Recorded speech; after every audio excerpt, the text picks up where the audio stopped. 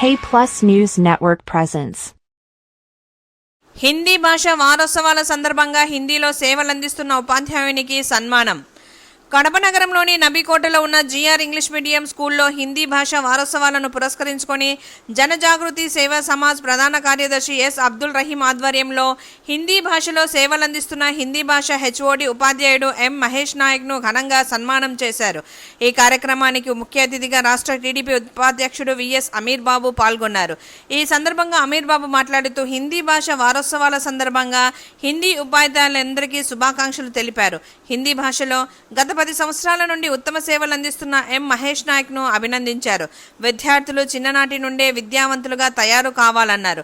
సన్మాన గ్రహీత ఎం మహేష్ నాయక్ మాట్లాడుతూ భారతదేశంలోని అన్ని రాష్ట్రాలలో హిందీ భాష మాట్లాడుతున్నారని తెలుపుతూ హిందీ భాషకు ఉన్న ప్రత్యేకతను వివరించారు. ఈ కార్యక్రమంలో ఉపాధ్యాయులు, స్కూల్ స్టాఫ్, విద్యార్థులు తదితరులు పాల్గొన్నారు.